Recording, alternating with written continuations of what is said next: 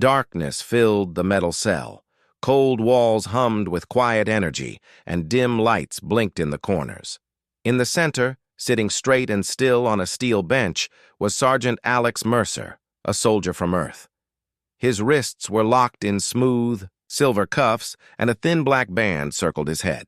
It monitored his brain activity, watching every thought and emotion. But it showed almost nothing. No fear, no panic, just calmness. Across the glass wall, two tall, insect-like creatures watched him.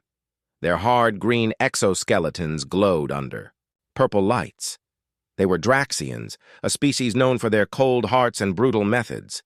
Pain was their science. Torture was their art. "He should have broken by now," growled Commander Vask, his voice clicking through sharp teeth. The smaller Draxian beside him, Technician Korek, tapped the screen nervously. "Humans are different. Maybe we need a new approach." Commander Vask slammed a hand on the console. "No, we do this our way." 2 days earlier, Alex had been captured during a stealth mission near the Orion Rift. His ship had been disabled by an unknown energy pulse. Before backup arrived, a Draxian patrol swarmed in, pulled him from the wreck, and vanished into hyperspace. Now, he was their prisoner. But Alex didn't act like one. When they first brought him in, he had looked around once. No questions. No fear. He sat down and closed his eyes. That was it. The Draxians had captured many species before, soft-minded creatures who broke within hours. The pain machines worked quickly, showing nightmares, sending sharp shocks into nerves, even bending. Memories until truth became confusion. But nothing worked on the human. On the first day, they played audio of distant screaming, human screams copied from other prisoners. Alex didn't flinch.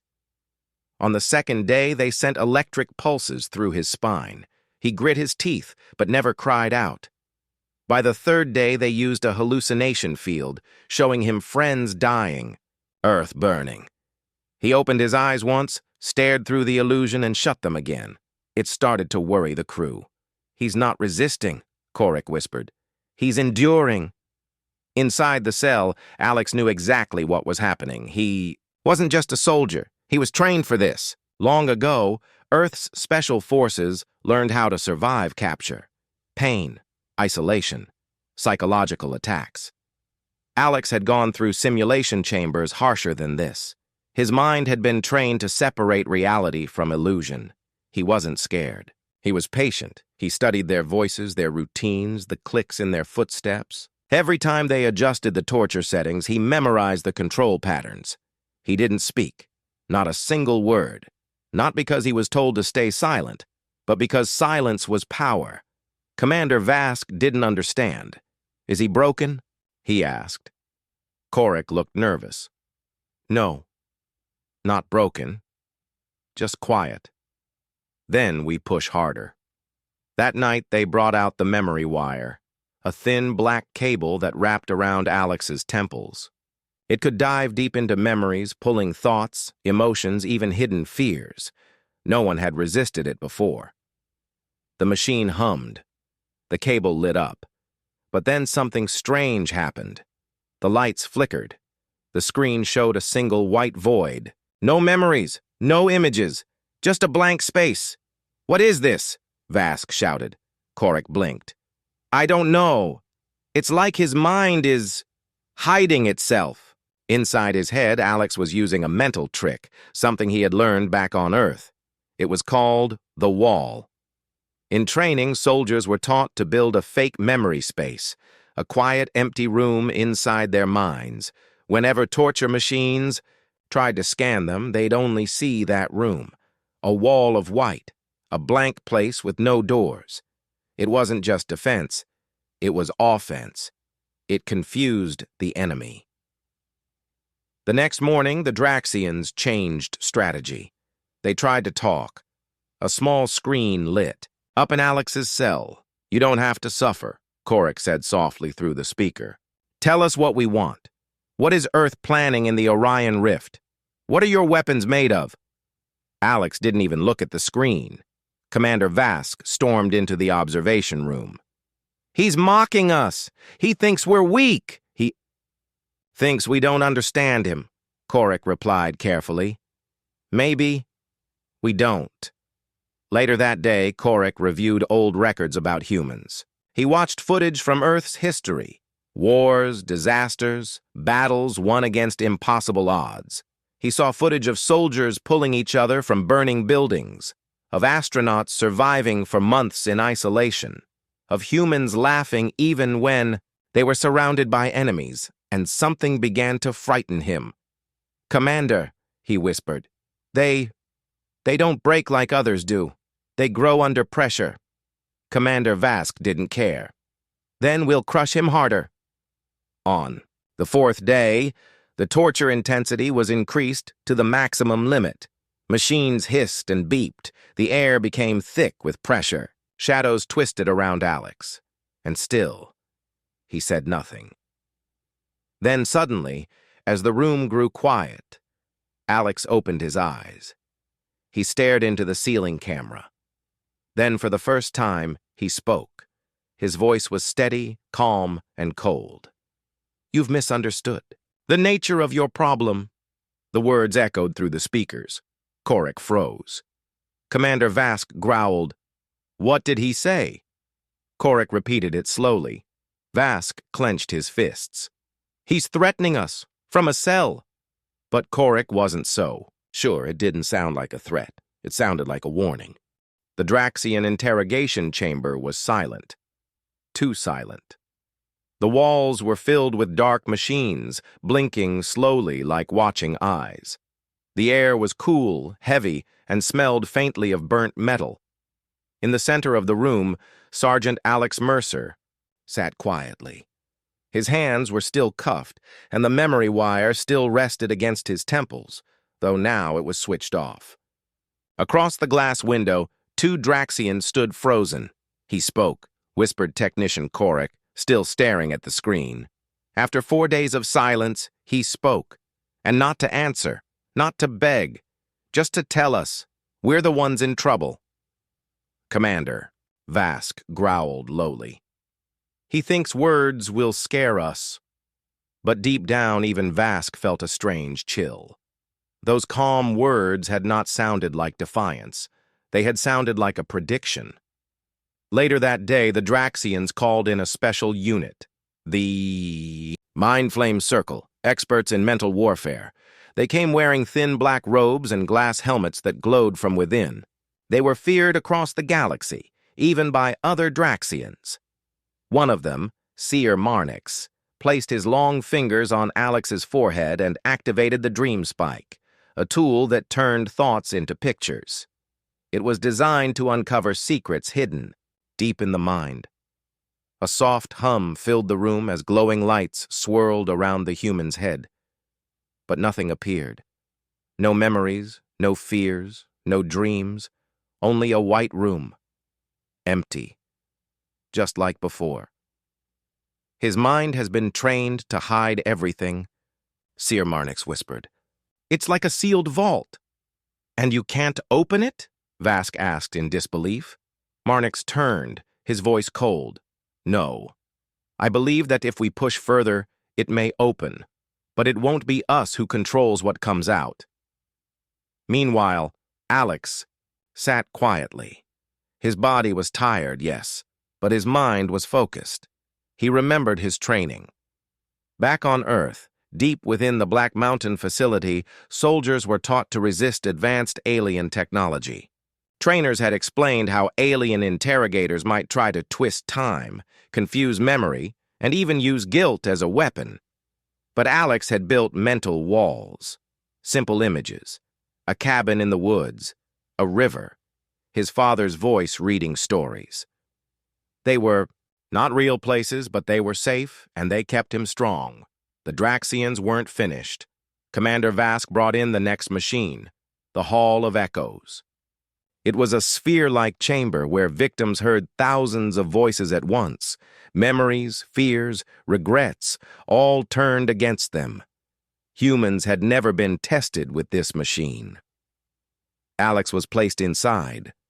The door sealed shut.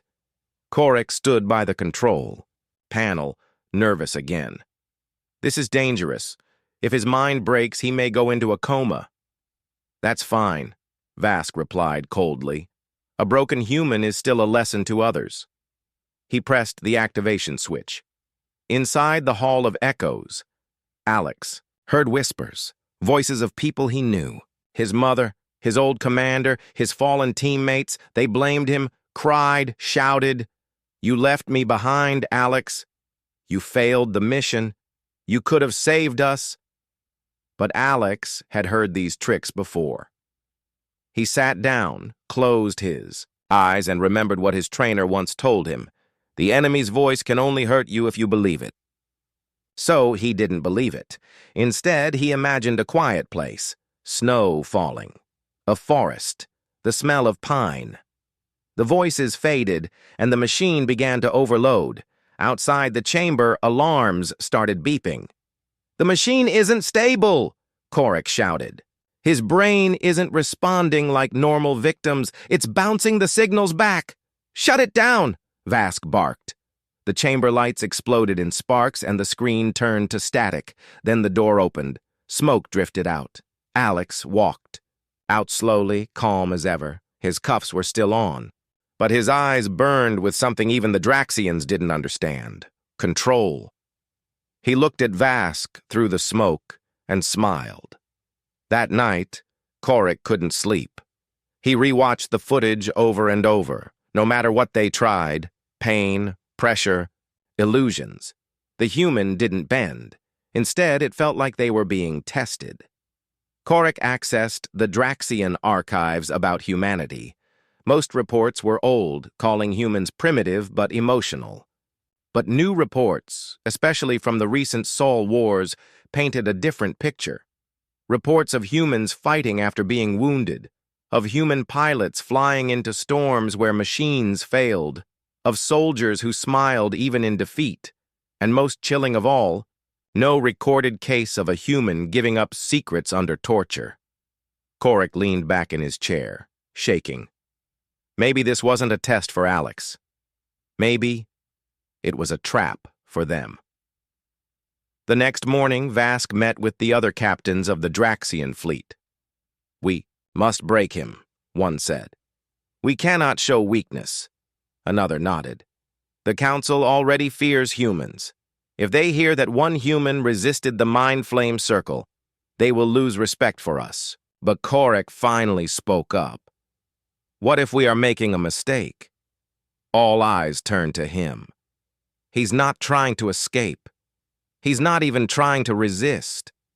He's studying us, learning our ways. He wants to be inside our systems. What if we are giving him exactly what he wants? Commander Vask stood, slamming his claws on the table. He's a prisoner, nothing more. Corrick said nothing, but in his mind, a dangerous thought was forming. What if we are not the jailers, but the test subjects? Back in his cell, Alex closed his eyes again. Through subtle movements, blinks, muscle twitches, breathing patterns, he had already started interfering with their machines. Every day, the sensors became less accurate. The cameras glitched more. Often, he was slowly feeding false data back into their systems. Soon, the Draxians wouldn't even know what was real. Not because he fought back with strength, but because he fought back with patience, with silence, with human willpower. As the lights dimmed across the ship and the corridors fell quiet, a message was left on the control screen outside Alex's cell. No one saw how it appeared. But there it was. Just a few simple words. This is your second mistake. Corrick stared at it, terrified. A red warning light blinked in the hallway outside Cell 7B, casting long shadows across the steel walls. Inside the cell, Sergeant Alex Mercer sat still, his hands resting calmly on his knees. His expression was relaxed, eyes half closed as if he were meditating. But in his mind, everything was moving fast. For the past 6 days, the Draxians had tried every method they had: mental pressure, pain machines, voice manipulation, but nothing broke him. Now, they were the ones breaking. And Alex was ready. The control room, Technician Korik stared at the screen with wide eyes. The latest system report made no sense. The neural scanner says he's asleep, he said slowly. But the heartbeat sensor shows alertness.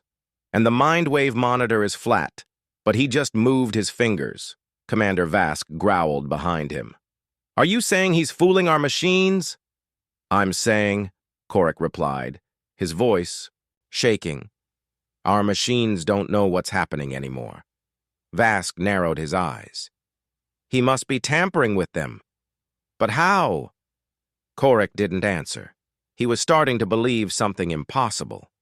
The human was controlling the machines, without touching them. Inside the cell, Alex opened one eye and glanced at the camera in the corner. He had already counted the lens rotations, the flickers in the light, and the slight pause in the humming when the memory wire reset. He didn't need a weapon. His weapon was understanding. He had learned how the Draxians thought, how they expected fear, how they relied on machines more than instincts, how their guards followed patterns. Small cracks were forming in their routines. He just had to press at the right spots. Korik sat alone in the records chamber that night. He searched the galaxy-wide database for more about human resilience. What? He found only added to his fear. He saw case after case. Human survivors in toxic environments, pilots flying blind through asteroid fields, soldiers who kept fighting even after losing limbs. One story showed a human soldier who escaped from a prison camp after 13 months of isolation just by using a broken spoon and his voice. Another report described human children being trained to resist capture through logic puzzles, breathing techniques, and mental tricks. They're not strong because of size, Korik whispered. They're strong because they choose not to break. He stared at the blinking image of Alex on the screen. We gave him every reason to fall apart, and he's only getting stronger. On day 7, the Draxians changed strategy. They removed Alex's restraints and left him alone in the cell with just a simple tray of food and water. No guards, no pressure, just silence. It was a trick, of course. Commander Vask watched closely. Now we'll see his real plan. He'll try something desperate. But Alex didn't. He ate slowly, cleaned the tray, then sat back down. Calm as always. Hours passed. Nothing. But then, in the early morning hours, something strange happened. The lights in the hallway flickered. One of the control doors opened for a full 6 seconds, without command. Korik checked the logs. There's no access code for this event. The system acted on its own. Vask leaned forward. He's inside the ship. You mean physically? No, I mean mentally. Later that day, the internal temperature in Cell 7B dropped by 2 degrees. The ventilation system failed for 10 minutes. The translator system glitched and began repeating Alex's voice from the day before.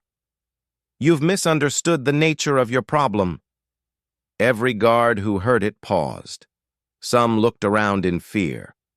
Others just walked away in silence. Nightfall. Things got worse. The food system gave out black water instead of clear. Security doors locked themselves randomly. And worst of all, a small data burst was sent out into space using the Draxian ship's hidden channel. No one knew who triggered it. Commander Vask exploded in rage. He's playing us. He's turning our ship into his playground. But Korik didn't respond. His hands were shaking, because in that moment, he realized something that sent cold through his bones. This was never about surviving. He wanted to be captured. Meanwhile, Alex sat cross-legged in his cell, eyes closed again. He remembered his final briefing before the mission, a secret plan, a challenge, let himself get caught, learn their ship from the inside, take control without weapons. And when the moment came, Break the system from within. No brute force, just willpower, patience, and human adaptation. The next morning, Vask and Korik entered the cell personally, something they never did before. 2 guards stood behind them, weapons ready. Alex looked up and smiled. "Enjoying your stay?" Vask asked sarcastically. Alex tilted his head. "More than you are." Vask stepped forward, his sharp claws twitching. "You've corrupted half. Our systems. You've hijacked sensors, locked doors, triggered false alarms. How?" Alex raised an eyebrow. "You made the mistake of thinking I was just a soldier." Korik leaned in. "Then what are you?" Alex answered softly. "I'm the test you were never ready for." Back in the hallway, a siren began to wail. Red lights flashed. "All engine controls are down," a voice called over the speaker. "Navigation is offline. Internal AI is changing commands by itself." Vask turned toward Alex in panic. "What have you done?" Alex stood up slowly. "You never locked me in here. You locked yourselves in with me." He pointed toward the ceiling. "And now your ship belongs to me." Red emergency lights flashed across the Draxian ship. Sirens echoed down long metal corridors. Doors opened and closed on their own. Machines beeped, blinked, then went silent. In the command center, Draxian officers shouted over each other. "Navigation is offline! We've lost engine control! Security systems are responding to unknown commands." In the middle of the chaos, Commander Vask stood frozen. His face twitched with disbelief. He had spent years leading ships across battle zones, crushing enemies with speed and power. But now, in his own ship, he was helpless. And the one responsible? A human sitting calmly in a cell.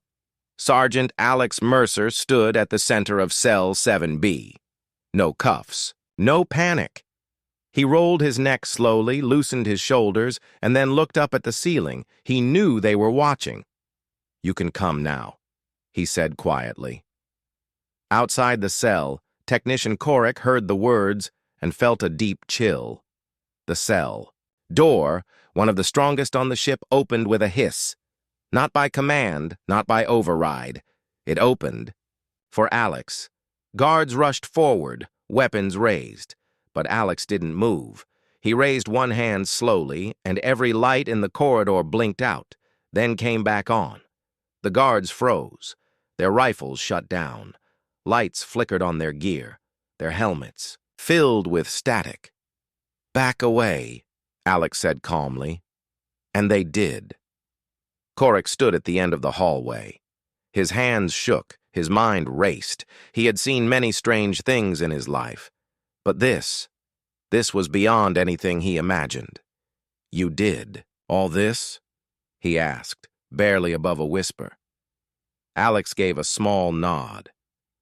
"I didn't want to, but your people gave me no choice." Korik's voice cracked. How are you controlling the ship?" Alex looked around at the blinking lights, the doors, the floor panels. "You built everything to be perfect. Everything connected. But that's the weakness." He pointed to his head. "You tried to break my mind.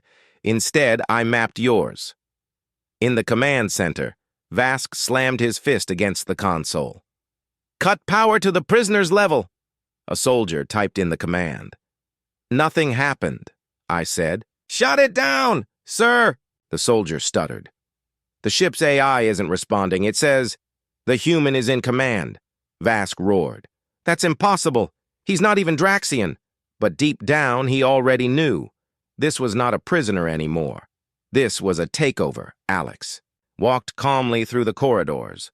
Doors opened before him. Lights dimmed where he passed. The entire ship was reacting to him, like it knew he was in charge now. Korik followed behind, unsure what to do. "You didn't escape," Korik said softly. "You let yourself be captured." Alex glanced over his shoulder. "Earth needed a way into your systems. A spy wouldn't survive. a hack would be blocked. But a prisoner? You gave me access to everything.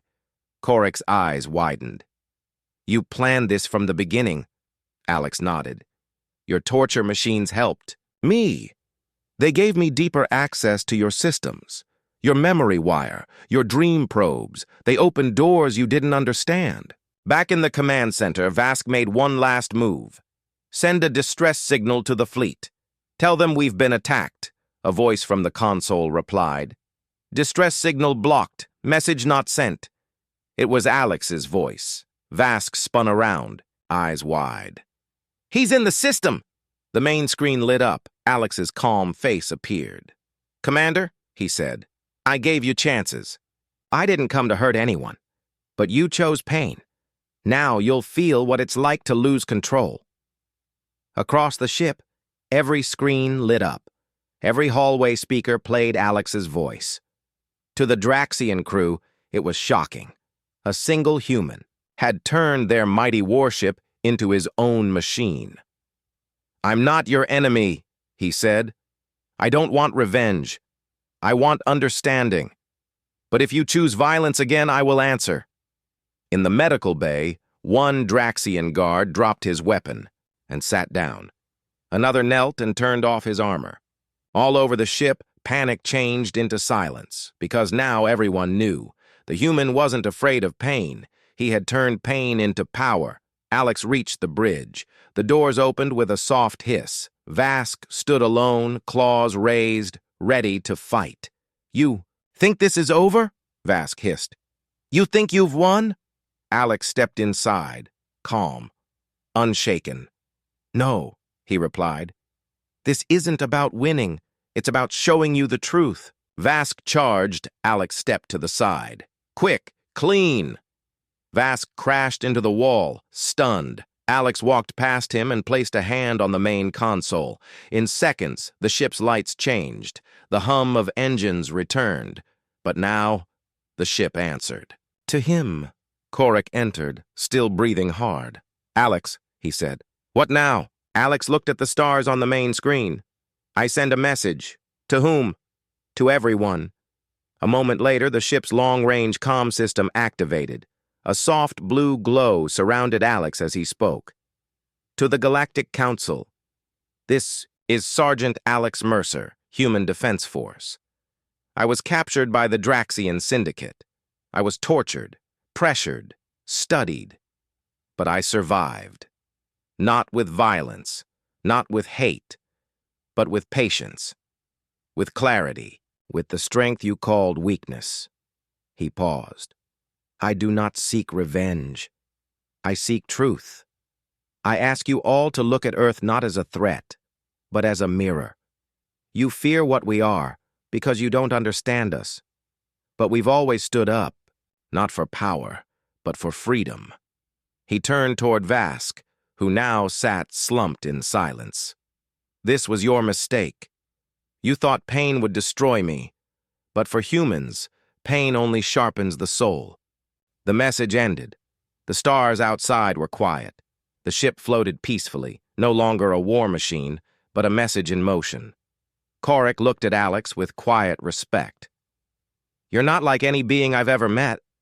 Alex smiled slightly. Most humans aren't. The Draxian warship floated silently in neutral space, no longer under the control of its commanders. The engines hummed softly, but the ship made no move toward attack or escape. It was calm, something completely new for a vessel once feared. Across star systems, at the center of it all stood Sergeant Alex Mercer, a human who had not only survived torture, but turned it into his strength. Now, he held the ship's systems in the palm of his hand. Every screen obeyed him. Every system followed his voice, and the galaxy was about to listen. In the command room, Technician Korek watched as Alex finished preparing the final message. For the past hour, Alex had been setting up a galaxy-wide broadcast. It would travel through Draxian channels, council networks, and neutral data streams. No one could stop it, not now. Korek still couldn't believe it. You were never really a prisoner, he said quietly. Alex turned to him and nodded. I was never here to escape. I was here to make sure no one else has to go through what I did. Korik tilted his head. And you think one message will do that? Alex looked toward the stars. Sometimes, one voice is enough. Across the ship, the remaining Draxian crew had gone silent. Many had removed their weapons and disconnected their armor. Some sat in quiet corners. Others wandered the halls, lost in thought. None of them dared to approach Alex now, not out of fear but respect. He had defeated them without violence. He had shown them a different kind of strength. The broadcast began. A soft blue light filled the command room. Alex stood in front of the main screen. Cameras hovered around him, sending his image to every corner of the galaxy. His voice was calm, clear, firm. My name is Sergeant Alex Mercer. I am a soldier from Earth, part of the Human Defense Force. I was captured by the Draxian Syndicate during a recon mission. They tried to break me, study me, and use my pain to understand humanity. He paused, letting the silence speak. But they failed. In ships far across space, beings of every kind stopped what they were doing. On a mining moon in Sector 12, a group of engineers watched the screen with wide eyes. In a council chamber on planet Virelia, diplomats stared in silence. In deep space, even rival fleets paused their travel to listen. Alex continued. They used machines to read my thoughts. They showed me images of pain. They attacked my body, my memory, and my emotions. But I did not break, because humans are not built like machines. We do not stop functioning under stress. We adapt. You see us as unpredictable, emotional, reckless, but that is not weakness, it's our greatest strength. In the Draxian homeworld, leaders received the message with shock and disbelief. Some were angry, others were afraid, and a few sat in silence, realizing the truth. This human had done something no other prisoner had ever done. He had turned the Draxians' greatest weapons into tools of peace. Back on the ship, Korik listened to the words and felt something shift inside him. He had once believed the Draxians were the strongest species in the galaxy, but now he saw what true strength looked like. It wasn't claws, it wasn't fire, it was calm, quiet, unbreakable. Alex spoke again, his voice steady. This message is not about revenge, it's about understanding.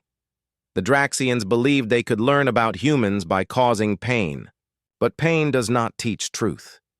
It only hides it. If you truly want to understand Earth, don't look at our weapons. Look at our hearts, our courage, our will to protect those who cannot protect themselves. He stepped closer to the screen. You thought I came to fight. I came to warn you. There are more humans out there, stronger, smarter, kinder, and they are watching. If you offer peace, they will give you friendship. If you offer war, they will give you resistance you have never seen before. Choose wisely. The broadcast ended. Across the galaxy, people didn't speak for a long time. The silence was not out of fear. It was out of respect. A single human had spoken, and the stars had listened. Back on the ship, the lights dimmed to their normal state.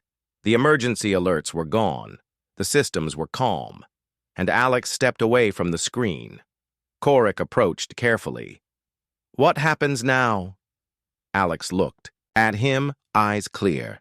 You take your ship back, set a course for the Draxian homeworld, tell them what happened here, and make a choice. Will you keep using fear, or start using understanding? Korik swallowed hard. And you? Alex gave a soft smile. I'm going home. Before leaving, Alex gave back full control of the ship's systems. He even helped Korik repair some of the damage. The crew didn't stop him. They didn't even try to guard him anymore. He had earned their respect, not with threats, but with his actions. A small human rescue craft arrived a few hours later. It had received Alex's earlier hidden signal and tracked the location through the galaxy. When Alex stepped aboard, the human pilot saluted him. "We thought we lost you," she said. Alex nodded. "You almost did." As the rescue ship flew away, Alex looked back through the window. The Draxian warship remained behind, quiet, floating, no longer a weapon, but a symbol. He knew things wouldn't change overnight, but they had started days. Later, the Galactic Council held an emergency meeting. Many species stood up and demanded change in how prisoners were treated. The Draxian representative, once proud and cold, now spoke with a softer voice, and in the center of it all, a new law was passed. No species, no matter how strong or feared, has the right to harm another in the name of learning. Peace begins with respect. Alex returned to Earth not as a hero, but as a soldier who did his job. But the stories spread quickly. People said he never raised his hand, yet won a battle no one else could. They said he walked into the enemy's cage and left it open behind him. They said he showed the galaxy something they had never seen before: the human spirit. The end.